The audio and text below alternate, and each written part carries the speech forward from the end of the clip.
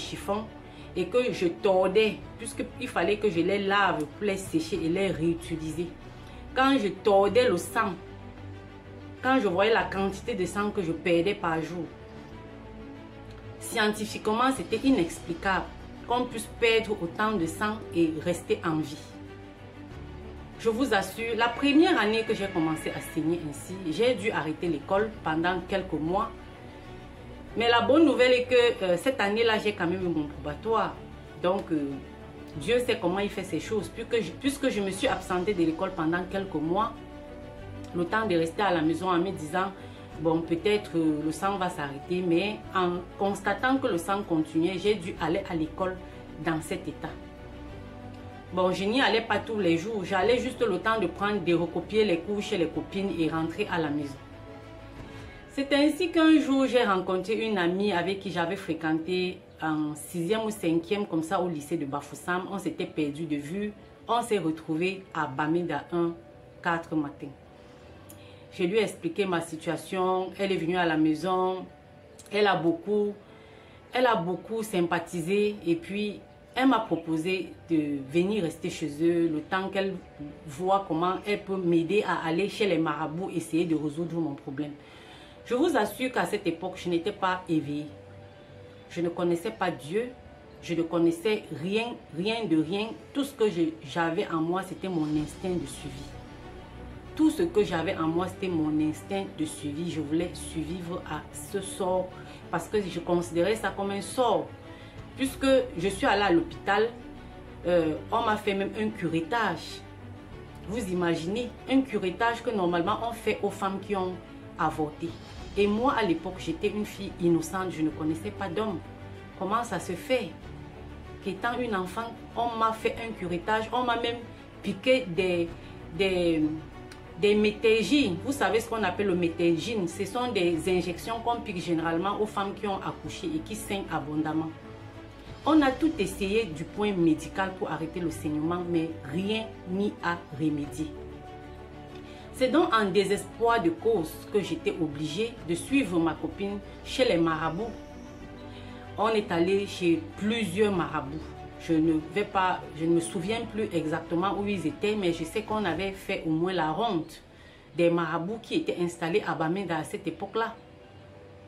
Mais pourquoi est-ce qu'on est allé chez plusieurs marabouts? Parce que chaque fois que j'arrivais chez un marabout, il n'acceptait pas que j'entre là où il faisait sa voyance, là où il y avait ses fétiches et tout.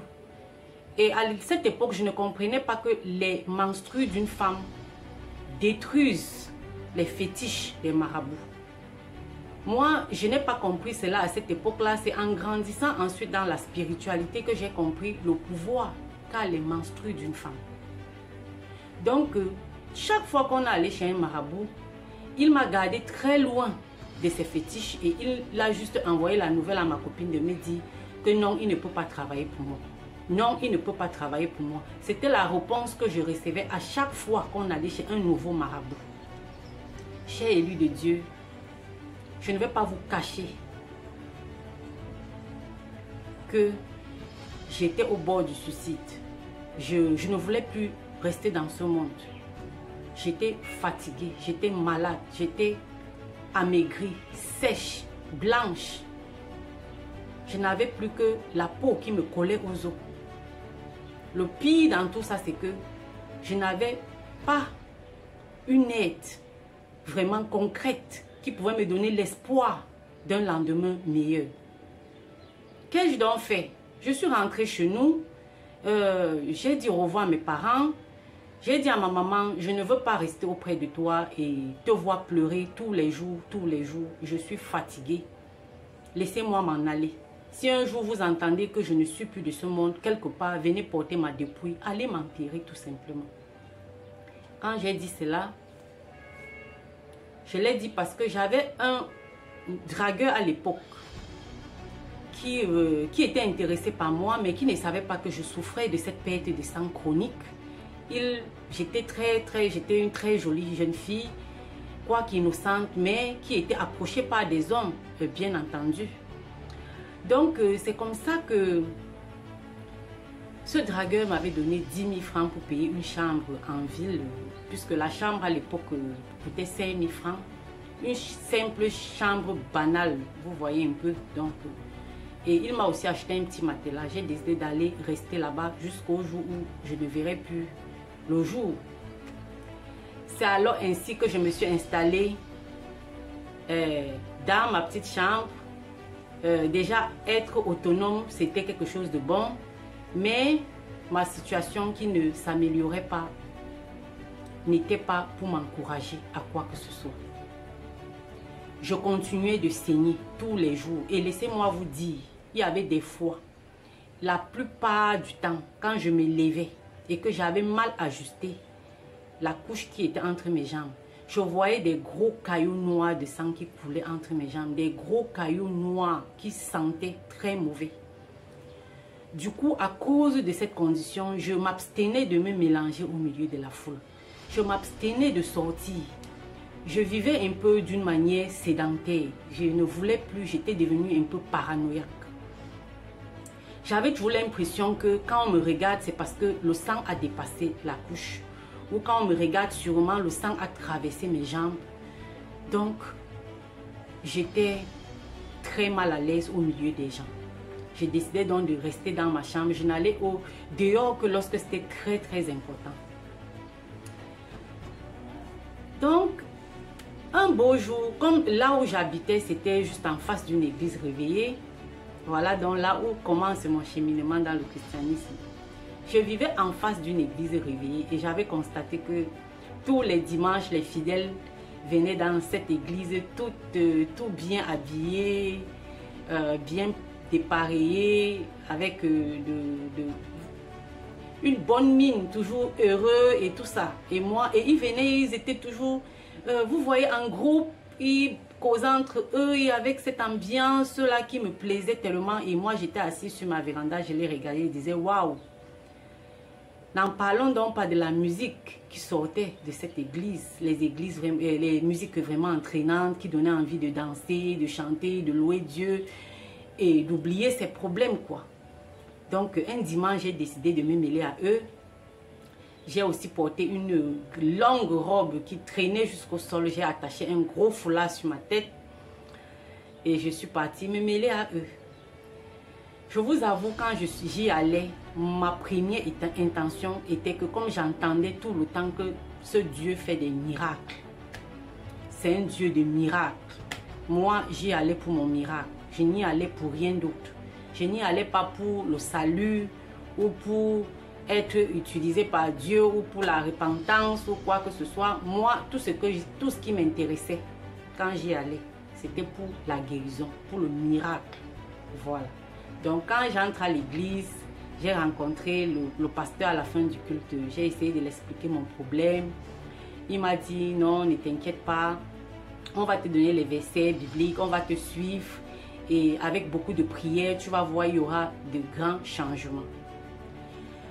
Moi, la patience à l'époque n'était pas vraiment une grande vertu pour moi, hein, puisque moi, je ne savais pas que pour avoir un miracle, il faut patienter longtemps. Moi, miracle veut dire du tic au tac. Pour moi, à l'époque, c'était ça.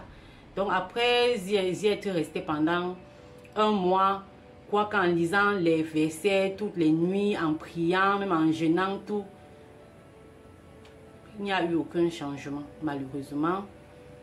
Et j'étais déjà en train de réfléchir comment changer d'église, puisque moi, j'étais dans l'option guérison à tout prix. Comme les marabouts m'avaient déçu, j'étais juste engagée maintenant à entrer d'église en église jusqu'à ce que j'ai ce que je cherchais. C'était ainsi donc un soir, j'étais assise à la maison, toujours devant ma véranda où j'étais habituellement assise en train de voir les gens passer.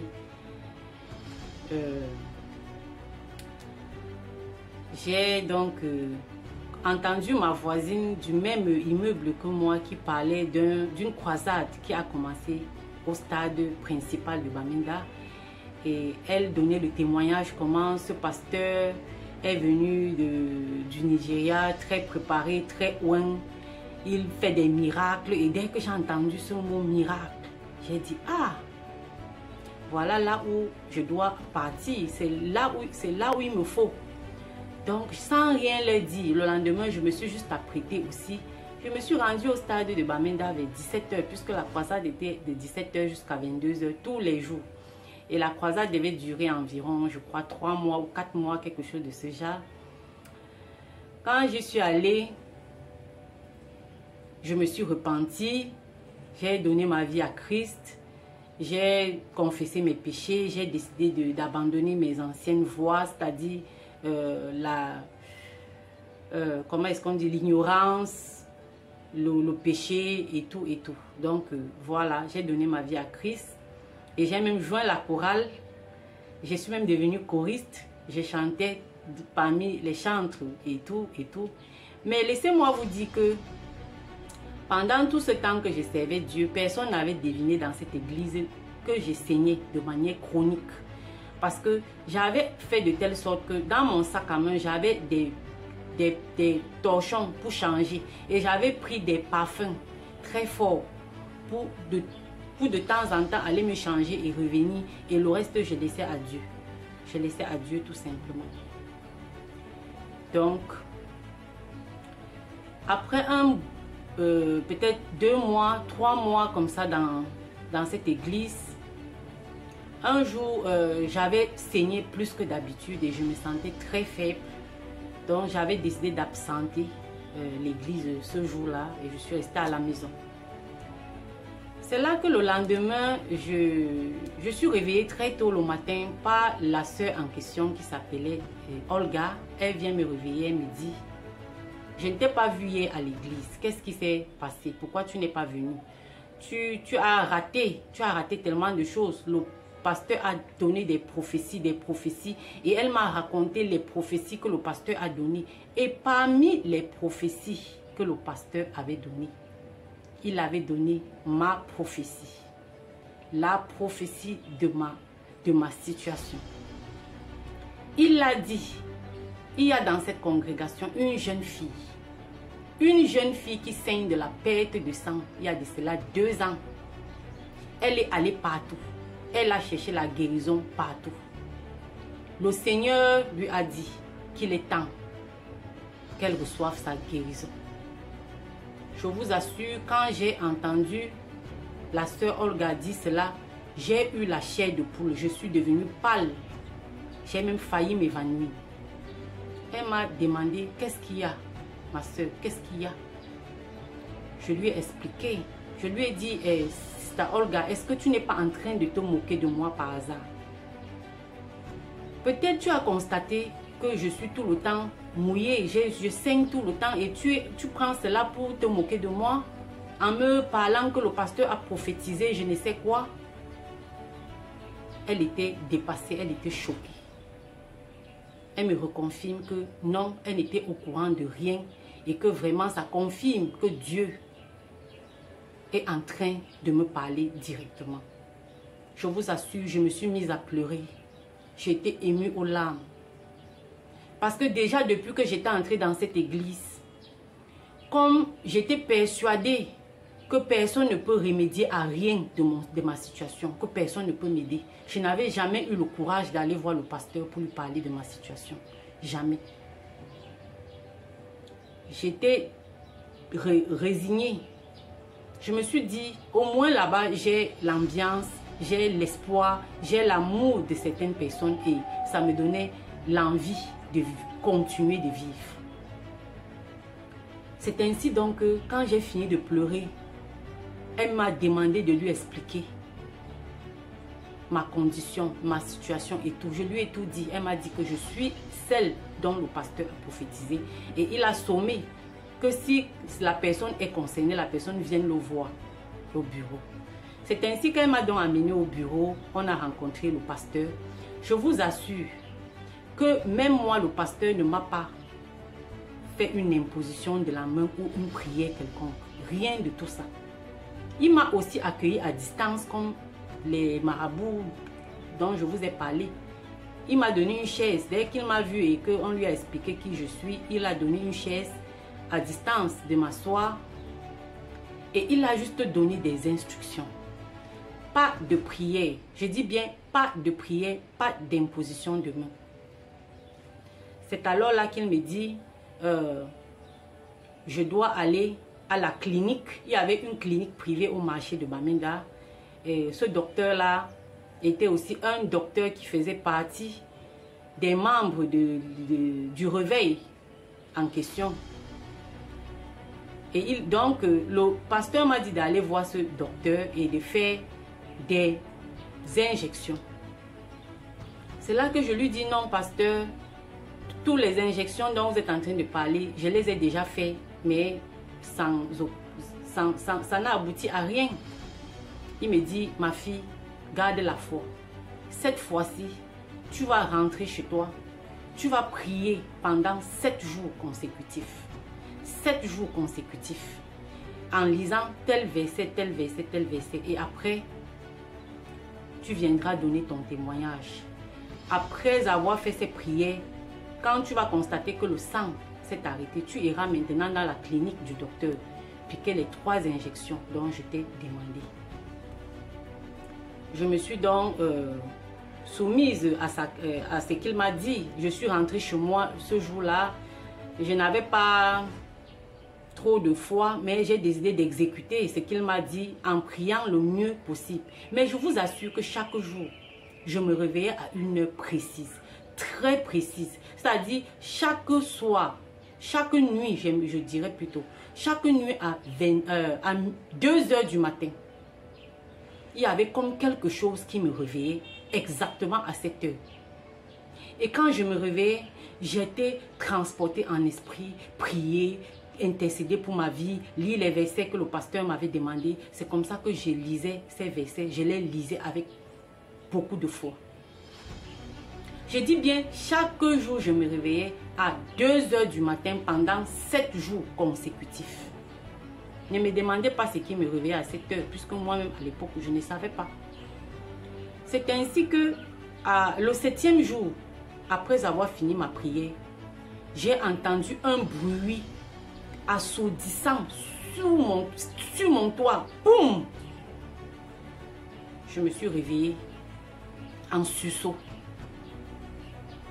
Et je n'ai pas compris la signification de ce bruit. Tout ce que je sais, c'est que le matin, à mon réveil, non seulement la quantité de sang qui coulait avait graduellement diminué, mais la couleur noirâtre était devenue rouge comme les menstrues d'une jeune fille. Vous connaissez tous l'histoire de la Bible de la femme qui a souffert de la perte de sang. Vous savez, vous connaissez bien cette histoire. J'étais celle qui devait passer aussi par ce témoignage. Je n'avais pas choisi de vivre cela. C'est incroyable à quel point quand Dieu décide de se glorifier dans la vie d'un élu, à quel point ses tribulations sont grandes, à quel point ses douleurs sont grandes, à quel point les obstacles qui sont devant lui sont énormes. Je vous assure, j'ai célébré Dieu ce matin. J'ai loué Dieu ce matin. Et quand j'ai constaté que ce sang-là sortait maintenant uniquement tout petit comme ça, je suis allée voir Dr Atem à la clinique qui était au marché. Il m'a reçu, il m'a dit oui, le pasteur lui a parlé de moi et tout et tout. Je vous assure qu'on m'a injecté les injections qu'on m'avait déjà injectées là. 3 jours consécutifs, une injection par jour. Le 3e jour, le sang a complètement disparu. Complètement disparu. Je suis allée à l'église, j'ai donné mon témoignage. C'est là que le pasteur m'a expliqué que j'ai été conduit par l'esprit. Quand tu es un enfant de Dieu, tu n'as pas besoin de tout diriger dans ta vie. Quand tu donnes le contrôle de ta vie à Dieu, Dieu sait comment il agit dans sa souveraineté. Chaque jour, je me réveillais à 2 heures parce que c'était l'heure du malin. C'était l'heure où le malin, les démons qui emprisonnaient ma vie au travers de ce sang, venaient rajouter, c'est-à-dire c'était l'heure où ils venaient continuer à perpétrer leurs œuvres dans ma vie, afin que je reste sous le joug de ces saignements. Voilà pourquoi le Saint-Esprit me réveillait chaque jour à 2 heures du matin. Et maintenant, il m'a expliqué aussi et que pour le bruit que j'ai entendu, le 7e jour, c'est parce que 7, c'est le chiffre de la perfection. C'est le chiffre de l'accomplissement. C'est au 7e jour que Dieu a achevé son œuvre et il a dit tout est parfait. Voilà pourquoi c'est le 7e jour que j'ai entendu ce bruit. Et le bruit là, généralement, c'est un bruit qu'émet souvent les mauvaises entités qui œuvrent dans le bas astral pour emprisonner les gens, les succubes, les incubes, ceux qui lancent les maladies, ceux qui emprisonnent les gens pour le mal et tout. Donc, lorsqu'ils ont œuvré chez vous pendant longtemps et qu'ils sont en train de partir pour de bon, généralement, ils font un bruit assourdissant comme ça pour libérer les lieux, pour traduire qu'ils ont été vaincus, qu'ils s'en iront et ils ne reviendront plus. Donc, voilà un peu comment le pasteur m'avait expliqué la chose. Et j'ai donc été guéri, j'ai reçu mon miracle. Oui, vous allez vous demander pourquoi après un si grand miracle, je n'ai pas continué mon parcours dans le christianisme. Chers élus de Dieu, je vais vous dire, chaque âme a des chemins qu'il doit traverser dans sa vie afin d'être élevé, afin d'élever son âme, afin de ne point juger, afin de comprendre qu'il y a la lumière aussi là où il se trouvait. Moi, je suis passée par le christianisme parce qu'il fallait que je comprenne que même là-bas, il y a la lumière, il y a la vérité. C'est ça, afin que je ne puisse point juger les chrétiens. Mais mon âme ayant soif de plus,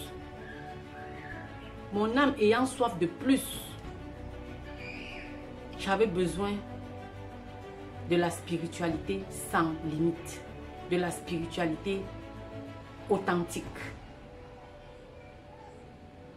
basée sur ce que je ressens en moi, basée à ma connexion divine avec mon Créateur, en me connectant à la nature, en parlant aux éléments que Dieu a créés.